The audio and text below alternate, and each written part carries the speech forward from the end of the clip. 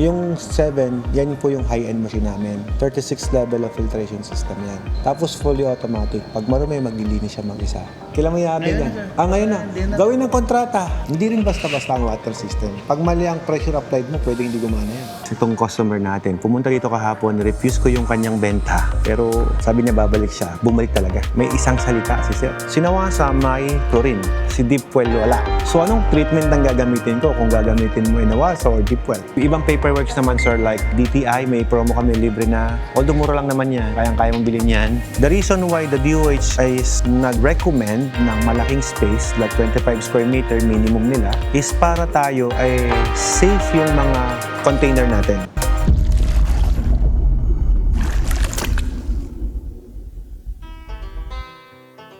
Sir, sa totoo lang ito, kausap mo kanina, di ba ate? Taga San Carlos? Pumunta na ron eh. Nagbabayad na, di ba? Yung kasabay ko na. Oo. Kasabay mo kanina? Nagbabayad na yun kanina, hindi ko binentahan. Gusto talaga niya package 1. Itong pamangkin daw niya magbamani. Sabi ko, sa San Carlos mo ilalagay tapos ito lasa ng tubig. Hindi pwede. Sabi ko, kahit di ka na bumili, okay lang. Kahit sa iba ka bumili. Kasi hindi naman ako naghahabol ng benta dito eh. Sabi ko, pag binentahan kita, nakabenta ako sa'yo, kumita ako eh. Pero ang guilt ko naman, ikaw bebenta ka ba? So kung di siya bebenta, mga bankrupt lang siya. Sayang ka ko lahat ng ibang investment mo. In-explain ko pa sa kanya, papagawa ka ng building, papagawa ka tricycle, bibili ka ng galon. Magkano yung mga yon? Signage, uniform, mayor's permit, and everything. Ang laking gastos niyan. Kumbaga sobra-sobra pa yan pambili ng machine. Sabi niya, anong dapat kong gawin? Purified ang dapat mong bilhin. O yun, gusto lang pala ako makakita, sir. Ayun, bumili ng purified. Sabi niya, babalik kami bukas. Mag-withdraw lang. O, naging package 4, di ba? Okay naman yung package 4, pang starting ng purified. Good thing naman kasi nakinig din sa payo, hindi sayang yung pera. Gusto ko, sir, pagka bumili siya, yung sinasabi kong kahit paano giginhawa buhay mo sa negosyong yan, gusto ko mangyari yun. Sa'yo, sir, okay na yung 5? Or you still have budget for the package 7? Kung ako, doon talaga ako eh. Pero syempre, kayo pong masusunod. Kayo ang boss ko eh. Yung 7, yan po yung high-end machine namin. 36 level of filtration system yan. Tapos fully automatic. Pag marumi, maglilinis siya mag-isa. Parehas ng capacity, pero yung mga materials high-end talaga. So ikaw, hindi ka nag-iisip na, yung machine ko magbabago lasa ng tubig. Yes, nagbabago lasa ng tubig pag hindi mo na backwash, hindi mo na maintain. Kaya marami kaming client na instead na inuubos nila yung oras sila kaka-backwash, kaka-maintain sa mga fully automatic kasi hindi sila namumroblema. Ang iniisip na lang po nila magbenta. Kwentong totoo to, sir. Tayog Pangasinan. Sir, ang usapan natin, pang-yelo lang eh. Natikman yung yelo, nung nalusaw yung yelo. Natikman yung tubig, sarap ng tubig nyo ah. Wala ba kayo binibenta ng tubig? Wala po. Yelo lang. Hindi, gusto namin yung tubig. Alam mo, lahat ng miltihan doon sa Tayog Pangasinan, sir, nakakuha niya lahat. Ayun, bumili ng package 9. Diba? Kaka-deliver lang natin. Ano? Yes. Wala dito yung may-ari. Nasa Amerika yung mag-asawa. Yung katiwala lang yung nagmamanage. Sir, kasi ang daming naghanap ng tubig sa atin. Yung yelo natin, pag nalusaw, ang sarap na lasa ng tubig. Considered mo, sir, 7. Bakit 7? Kasi kapag nag-7 ka, lumakas yung negosyo, di mo inaasahan. In-upgrade ko sa 9, wala kang papalitang pyesa. Dadagdagan ko lang. Makakatipid ka. Ayun lang. Ayun lang.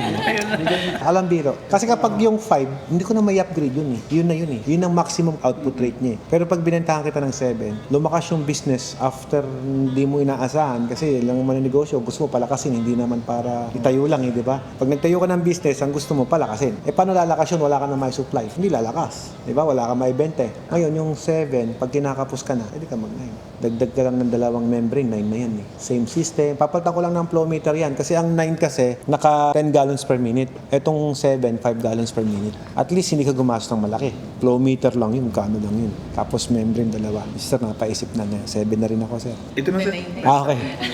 Kailan mo i-update yan? Ngayon na. Gawin ng kontrata. Labasan ng merienda. Nagbayad na. Si sir, mag-reserve na rin 20,000 para di ka na maabala. Pwede ka mag-down, pwede ka mag-reserve. Depende sa'yo, sir, kung gaano ka katiwala sa akin. When you do a reservation, actually, pwede ka na magpa-site visit. Kamusta ka? Anong ginawa mo? Wala akong makain eh. Kaibigan kong galing po to Las Vegas. Mga kliyente ko, mga taga Apayao, tsaka taga Pampanga. Makapag-reserve na agad. Tingnan mo si sir, ang bilis mag-reserve. Sir, thank you so much. Thank you, sir. Mayor, thank you. Dito ka, bro. Tara dito, puka. Napakabuting tao. Hindi kami pinabayaan, sir. Nasa Las Vegas kami niyan. Yung mga abang mong faucet, sir. Don't worry, sir. Kasama na agad yun sa kontrata natin, sir. Nagkano na rin kayo ng ice maker? Oo. Yan ang business na hindi namin napopromote eh. Yellow tsaka yung laundry. May mga bumibili naman. Nagbabalik po si Counselor. Sir, welcome back. Pwede ko i-adapt yung pangalan na ito. Powered by Watermax pwede. Libre lang sir, wala kang babayaran. Hindi kita sisingilin franchise fee. Malayo-layo pa ang biyahe mo, boss. Salamat. Paki-forward mo na sa akin. Boss, salamat ha. Sir, thank you. Balik ako, sir.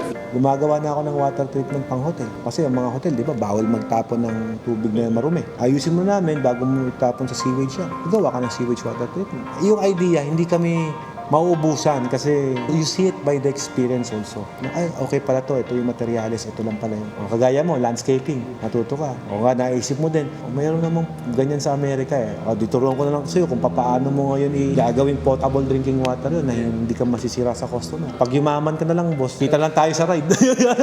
Hindi pa lakihan ng filter ha. Technology pa rin talaga, system pa rin. Kahit maliit ang system mo, basta tama yung approach, tama yung pagkakagawa, tama yan. Okay yun. Kasi yung volume mo, for example, 10 containers lang. Kailangan ba na malaki yun? Kailangan na malaki yun. Pambahay lang. So okay lang yung umalaki na yung 20? Na okay na yun. That's good enough for restaurant and everything. Pero pag pambahay, 10 inches lang yan. Kasi depende sa gamit eh. For example, ikaw, gusto mo lagay sa bahay mo. Eh, yung quality ng ano? Parehas lang yan. Kasi yung butas pa rin ang magkakatalo dyan eh. Sir Alfred, ilang months mo bago papalitan mo? I cannot say that kasi depending on the water source, depending on your consumption. Kasi hindi mo makikita kung marumi yung... Ay, sa akin kasi transparent eh. Makikita mo kung madumi na. Huwag lahat na nakikita mo, pinaniniwalaan mo. Kailangan din kasi, tinan mo ano ba ang filter? Lahat ng dumi sasalain. Pag may bacteria doon sa filter mo, hugasan mo pa. Tapon mo na. Hindi naman ako nag-design na hindi pwede inumin eh. Lahat na binibenta ko pwede inumin. Kahit galing sa nawasan. Kahit sa tubig baha, tubig poso, tubig kanal, lahat yan pwede inumin. Basta na-filter mo. Itong mga bumibili sa akin, hindi naman to basta may pera, bibili. Hindi eh. Kita mo yan lahat yan, ipapatesting ko pa tubig dyan. May trabaho pa rin kami. Ito mo, nagbayad si counselor kanina, di ba? O tatakbo pa kami ng kapayaw niyan para itest yung tubig niya. Yan yung mga uso ngayon sa Vegas. Dati yung mga ganon. Mahal pa to eh. Kasi doon gawa to eh. Mahal yung pakabit. Mga 4 to 5,000. Ganun talaga yun. Siyempre, yung binabayaran mo doon, yung labor. Alam mo naman, pag dolyar, iba ang singil natin. Doon ba sa pressure ng tubig, sir? Kinukompute namin lahat yon. Itong mga system na ginagawa ko, lahat pati pressure reading, binabalanse namin yan. Hindi pwedeng tira ng tira. Hindi rin basta-basta ang water system. Pag mali ang pressure applied mo, pwedeng hindi gumana yan. Kaya nga may mga gauge eh. Para saan yung pressure gauge kung hindi mo gagamitin, di ba? Kita mo lahat ng system may pressure gauge. Para monitor mo yung tamang pressure. Ito yung pinangkukontrol ng... Solenoid yan. Pressure regulator yan eh. Kailangan tama yung takbo. Pag too much pressure, hindi siya gagana. Para ka naglagay ng salawal na butas. Kita pa din. Nakita ko kasi na client ko, yung una kasi clear. It's about time to change the filter. Diba? Ano pa lagay dito? Kilala ko. Sabi, magkano ano mo dyan? Sabi ko, mga 4-5. $3,000 multiplied 56. 168,000. Yung tatlong filter. Sarap. Neto yan Kaya nga dito, yung mga foreigner na client ko, tuwa eh. Ang mura, pero they get the premium quality and service. Sa charge namin, it's very cheap. Tuwa sila sa akin kasi meron din yan sila sa Amerika. O pag bumili dito, only this. Parang wala alam. Alam nila yung brand, alam nila yung kinakabit mo. No question. How much for the 1-year maintenance? It's only $150. What? Only that? Magkano lang yun? 15,000 ba? For the water station? Eh, yun naman talaga ang rate namin. Yun ang charge namin. So ano pala, every year yung maintenance? For the whole year supply pag water station. Binibigyan ko na ng 1 taon para hindi ka tawag ng tawag. Pag kailangan mo palitan filter, salpa ka muna. Yayaman ka niyan, bro. Sa Amerika yung market mo. Kasi yung kaibigan ko na Mexicano, yan ang ano niya. Yan ang business niya. Kaya lang, daming pinapatay yung bahay eh. So ang market natin, umpisa natin sa mga Pinoy. Mag-apply na ako sa boss. Hindi na ako magkabit ng filter sa Amerika. Pupo kayo. Coffee, tea, anything, cold drinks. Tubig siguro. Kadating niyo lang po ba, sir? Nakakatawa, sir, at nagbalik po kayo. We have our visitor ngayon. Kayo ay taga San Carlos, Dagupan, and then, saan sila? Alabang? We're expecting a guest from Batangas pa. Convince na kita, sir. Package 4. Pasensya na, sir, ha? Sabi ko nga, sorry, di kita bebentahan kapag hindi pasok doon sa paggagamitan nating water source. Commonly, sa lugar nyo, medyo mataas talaga yung parameter doon pag San Carlos. Kakash mo yata, sir, di ba? Oh, grabe si sir.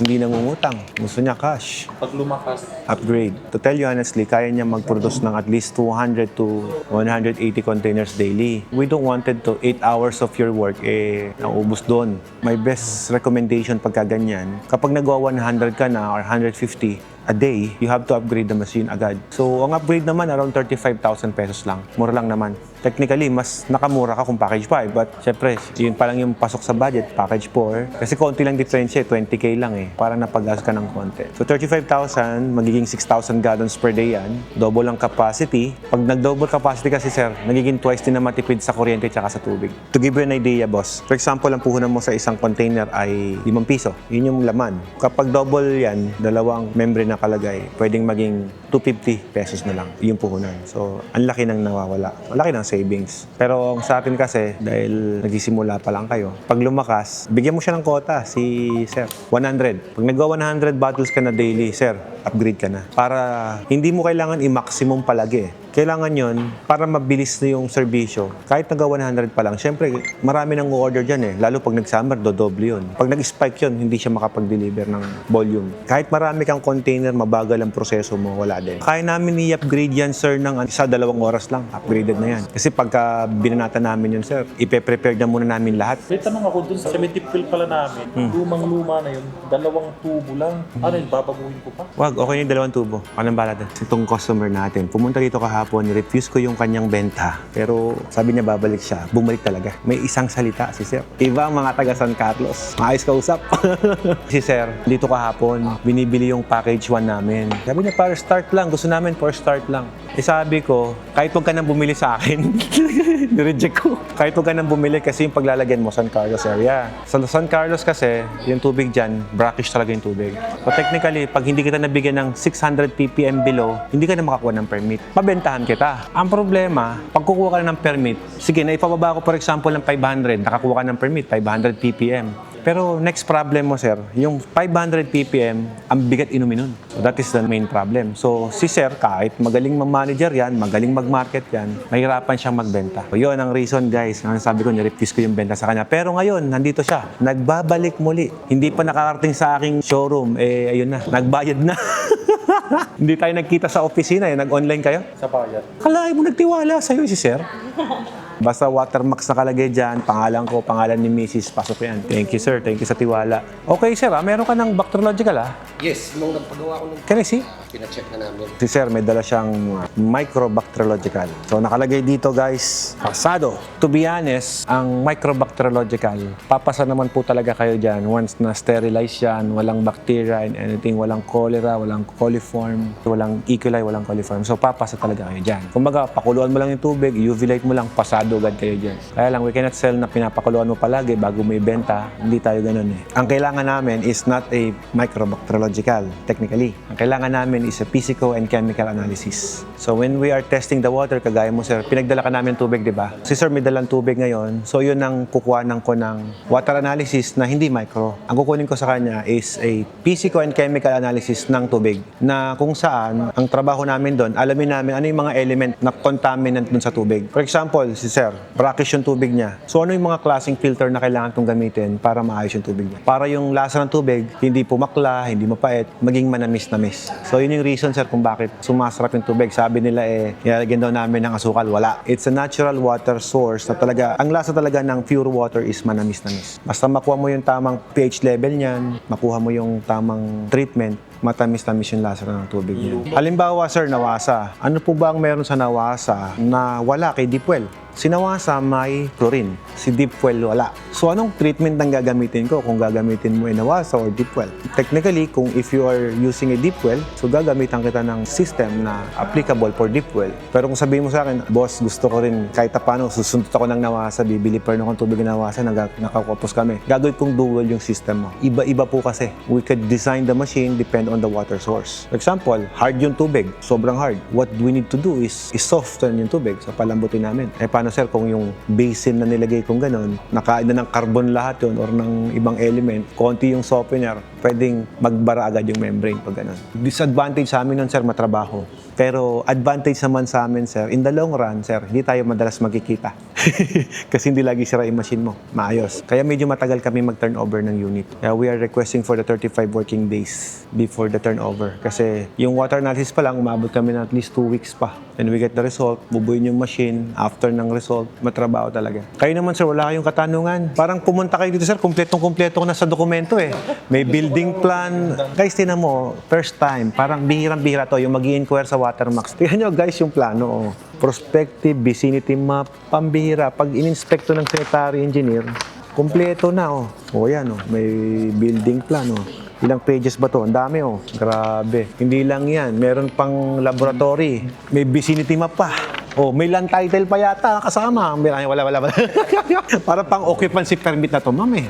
Ano pa nangyari? Bakit po nagkukumpleto na kayo ng requirements? Papagawa ko ng resort, napansin ko, ang source ng water nila, drinking water nila, ang layo.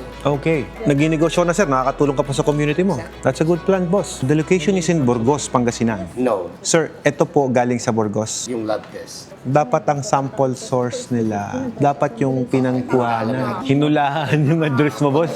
Actually, sir, kung 1 month to, valid to, pwede mo magamit. Retest na lang, magkano lang? 350 lang naman yun. Pero at least yung peace of mind mo na, uy, pasado yung tubig ko. Ang ano nga lang dito, kapag masyadong mataas ang parameter nito, nagkakaroon tayo ng problem sa kidney. May mga minerals po kasi to. Sige, hindi nakakasama sa katawan natin. But there are some minerals na nakaka-harm sa kalusugan natin kapag too much. Yun yung inaalam natin. Kaya yung mga nakikita nyo sa bote na nutritional facts na nakalagay doon. So actually, yun yung nakakita natin sa physical and chemical analysis. Dari, di ba? Yung ba nagbebenta? Nutritional facts, ilang sodium, ilang iron, di ba? Potassium, magnesium, ilan yun mga nakalagay doon. So yun yung lumabas doon sa water analysis natin na ilalagay natin sa label natin. Pero actually yon yung ginagamit natin sa permit. Third party, hindi na ako yun. Yung pang-testing ko na ginagawa is for machine setup. But the testing ng government, like this one, is private pa rin naman to, but we are not related sa kanila. Kumbaga third party sila eh. Para at least yung peace of mind natin, kay Watermax din kasi sila rin nag-test, pasado din. So para hindi bias, iba yung magte-test. Ibang paperworks naman sir, like DTI, may promo kami, libre na. Although mura lang naman yan, kayang-kaya mong bilhin yan. Pero sir, yung FDA, Certificate of Product Registration from Department of Health, libre ko yun sa inyo. If you're going to apply, medyo mahal.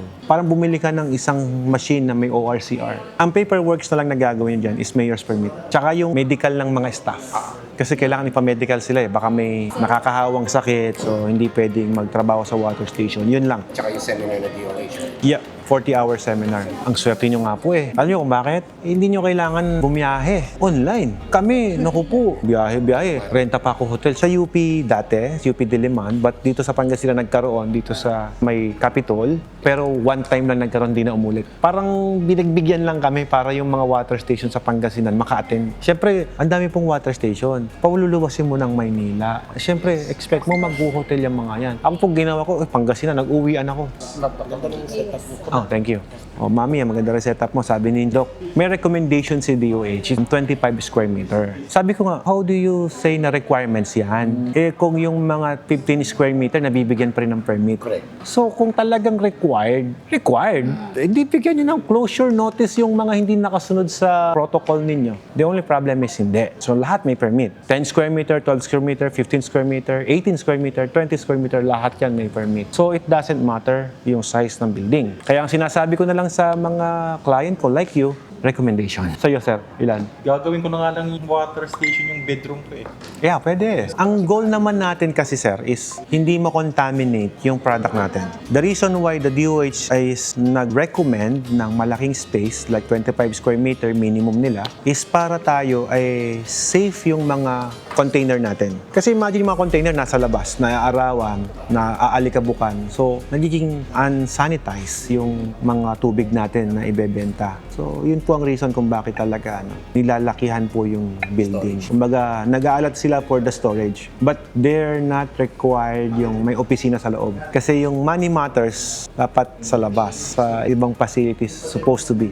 I will give you the best price na lang sa galon. Although marami na nagbebenta ng galon. Siyempre, yan sir, ang totoo niyan, hindi ko talaga negosyo yung galon. Hindi ko talaga pinupull time. Pero nag-i-stock ako just to support my customers. Yung stock ko dyan sir, pwede ko ibigay sa inyo. Konting tubo na lang sir. Padala 2 piso lang ako dyan. Hindi yun talagang main business ko sir eh. Diba? But if you find time na sabi mo, may mga supplier na malapit dito, you can buy. Mahirap ang papalit-palit. mahirap yung maraming kausap. Correct. Si Sir, taga-abroad pa si Sir eh. Babalik ka pa, di ba? Napakabait nitong tito. Binigyan niya ng bigasan, water station, ano pa ba, grocery. If there's something na hindi kayo nagkakaintindihan, kasi nangyayari talaga yon. Mag-set ng meeting, ganyan. For example, for your marketing, nahihirapan kayo sa marketing, maintenance. Kasi minsan ganito eh, after namin maturuan yung mga client namin, Sir, yung manager, yung tinuruan namin, biglang di na pumasok, nag-resign. You could schedule another meeting sa amin para i-assist ulit yung bago yung staff. Ano, pipirma na ako? Sige po. Sir, wala nang atrasan to, Sir. Pirma na. Pirma na. Thank you. Yun. Thank you. Boss, thank you so much. Thank you so much. Good luck sa trip. Yan. Boss, thank you. Thank you so much. Thank you so much. Sir, ito yan. Lahat po ng negosyo na binebenta ko is money-making business lang. Kasi ito, pag binili mo one time, hindi ka nang bibili ulit eh.